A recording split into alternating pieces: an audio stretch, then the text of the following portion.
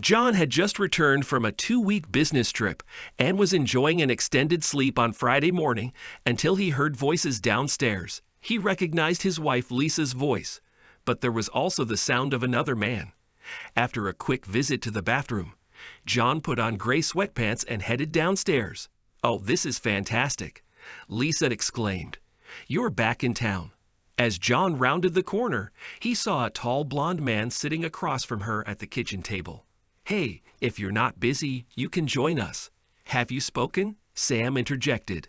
"We decided to take the boat out of dry dock and prepare it for tomorrow's lake trip with Gina and Greg," he explained. "It's fine. I have a week to get the house in order." John noticed that his wife seemed upset. "Hey, do you know what? First I need to start the engine and have a mechanic check everything." "Go and help Sam." She smiled and moved forward to hug him. When she stood up, he saw that she was wearing a very thin robe. "And Bull, and I'm not going to talk to you when you're like that. I'll talk to you later about dinner." She turned and left. As she finished breakfast, she thought about her relationship with Sam. It all started in 3rd grade on the school playground when another boy tripped her, causing her to fall and skin her elbow. She was about to stand up and swing at him when she saw him fly face first into the swing. "Thank you," she said to the unfamiliar boy, and stood up, rubbing her elbow. "Are you new here?" "Yes, I'm Sam." "Ike a brother to me." And again, she saw how sad his face became. "I mean, forget I asked," he snapped. He started to get up from the sofa and leave, but she grabbed his hand. "Let me go. Stop and listen to me. I love you, Sam, but you're my best friend forever, and I don't want to lose that." He took a deep breath and sat back down.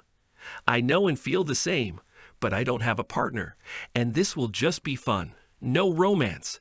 You are special to me, and I want to remember this ball for the rest of my life." As the light faded and the music began, she threw her face back and closed her eyes.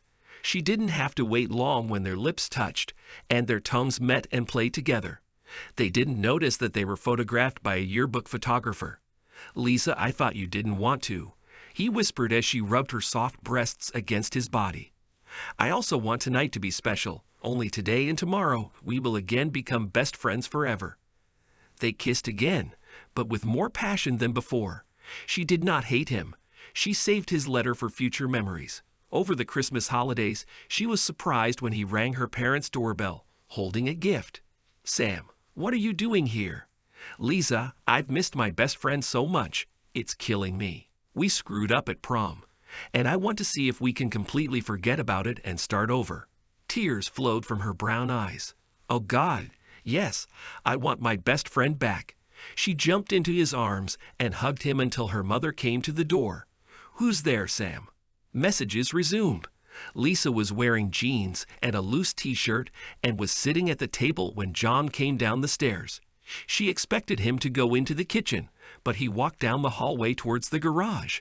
She hurried to meet him at the door. "Are you just going to leave without saying anything?"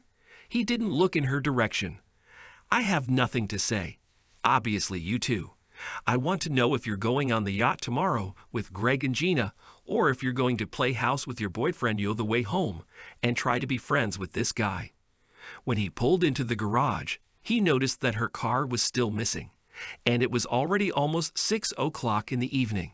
He checked his phone and didn't see any messages.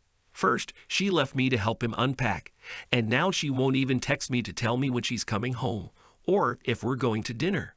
Damn, I need to stop talking to myself. 30 minutes later, he was coming out of the shower and heard them laughing on the first floor. He stood on tiptoe and eavesdropped for the next half hour. Sam and Lisa showed him around, and the other kids in their class, and everyone became relaxed and calm. "Let's order pizza," John suggested. "Unless you two haven't already eaten." "Sorry, baby. We didn't have lunch, and we're hungry." "We thought you ate something at the Leaky, so we went to Maggie and B a burger. You could call or text me," he said, trying not to show his resentment at being ignored. "I think I'll call and order myself a small pizza." "Okay, I'll show Sam the spare bedroom in use." Lisa felt good and smiled as she put on cotton pajamas, a robe, and slippers. She knew that John would be happy that tomorrow she would go on a boat with their friends. She heard the doorbell ring, signaling that the pizza had been delivered, and she heard it again and again. He's probably in the bathroom downstairs, she thought, and hurried downstairs to open the door. Everything is paid, ma'am, said the young guy, handing her a flat box. She brought it into the kitchen and shouted, "Your pizza is here, John." John waited for more than an hour and called again. Meanwhile, Sam was watching TV and waiting to see if John would call her back. It was 11 o'clock when he went upstairs and packed his bag. Lisa sat at the kitchen table, looking at her phone. She raised her head and saw that he was dressed and holding his small bag in his hands. "Where are you going?" she asked. "I've created enough problems. I remember what it did to my wife when she found out about you and our special friendship. I will not be the reason for your divorce. As it happened, that kind of relationship they had. Now there was no way he could trust both of them. Now he had only one choice. I, too, was awakened by the bright light of the morning sun. As he rolled over, he felt her soft, naked breasts pressing against his bare back. "Good morning," Lisa whispered, nibbling his ear. "I'm so glad you came home." Her hand moved to his thigh and slid under his pajamas. Within seconds, he was horny. She began to give him caresses, but he pulled away from her. "John, what happened?" "Sorry, but now I won't." Dee on the bed crying. "So where is Lisa?" Gina asked, leaning on John's hand as she got into the boat. "A friend came to her city without warning, and she stayed at home. So it was just the three of us. Actually, Greg and I are having some problems right now, so I decided to join you and Lisa. Damn, I really need company right now. I promise to be a gentleman," he grinned, looking at the pretty brown-haired girl who was his college friend, whom he introduced Greg to 2 years ago. "Actually, I probably need your advice. Ends in having crossed the line once, do it again. I mean, his ex-wife thought there was more between them than just friendship. Maybe it is, but I just don't know. I asked her to choose between us, and she didn't seem to want to. And I don't know. I mean, you and I were friends before Greg, and I got married, and I have special feelings for you too.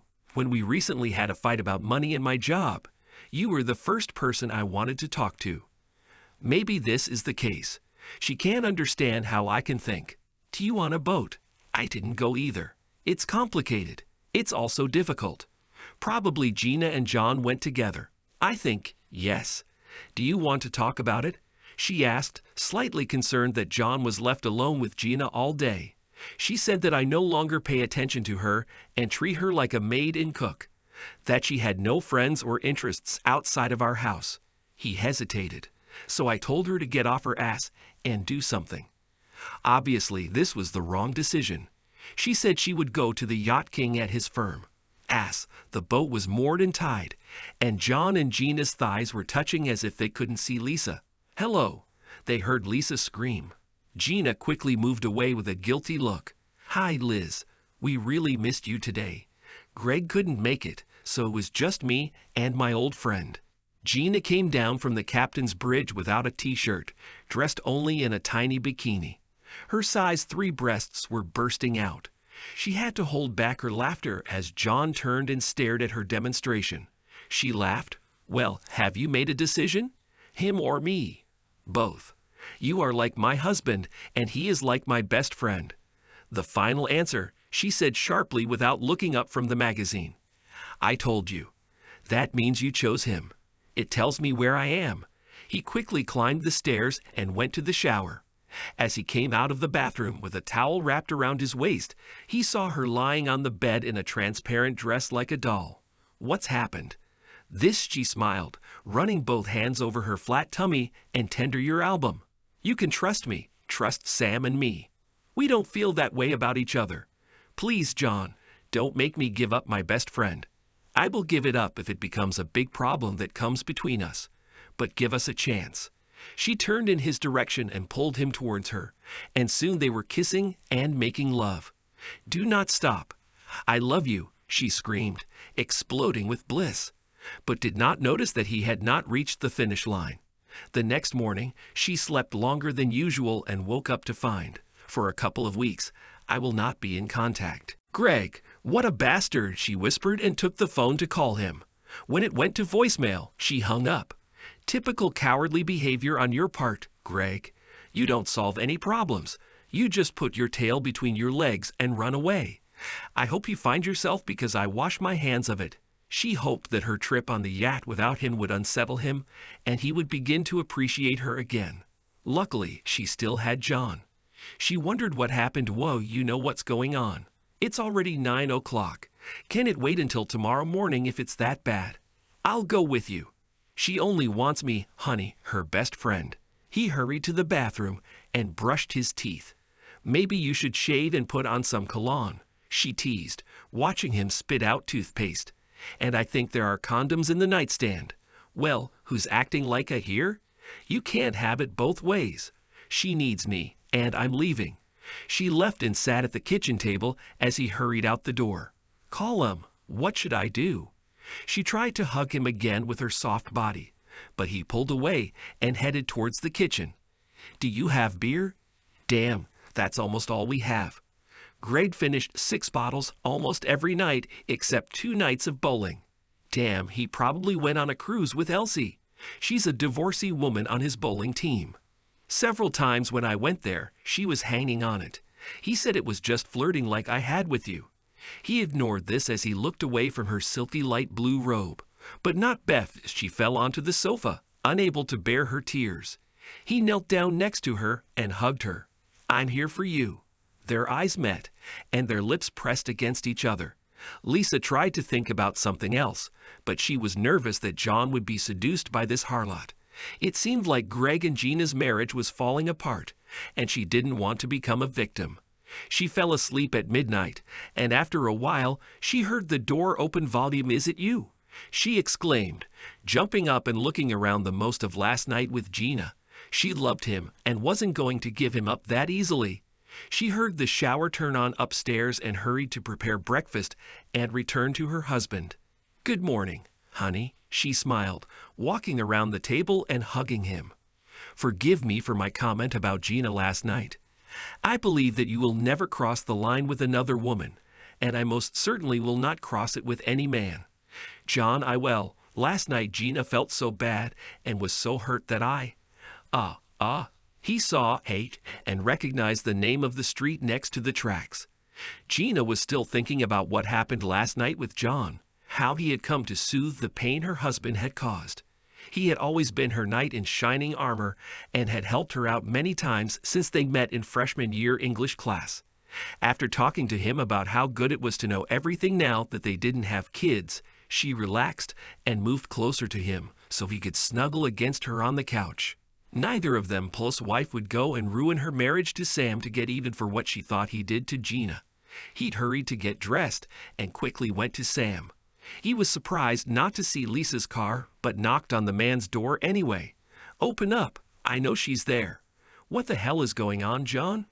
Sam asked just before the angry man pushed him hard in the back. Hey, Sam shouted, staggering and ready to defend himself. She's not here. Where is she? Are you going to meet her somewhere? John asked, trying to calm down. I have no idea her. I'll kill your sorry ass, John, growled Sam, extending his hand. No, it didn't come to that, but we already undressed and went into your bedroom. If it weren't for your damn wedding photo on the dresser, I would have had a chance. She ran to the bathroom and locked the door. I knocked several times, but she told me to leave and that we could never be together again. I stopped all communication with her and began to move on with my life. If you want to hit me, go ahead. I deserve it. He stood up and hoped Na's chin. The shorter Italian's eyes rolled back into her head, and she pressed her back against the closet door and sank into her butt. It suddenly became very dark for Gina. John drove past Lisa's house, but didn't see Tammy's car. He had no idea where she had gone but decided to go to the nearest clinic to have the fingers of his right hand examined. He knew at least one of them was broken after he hit Sam.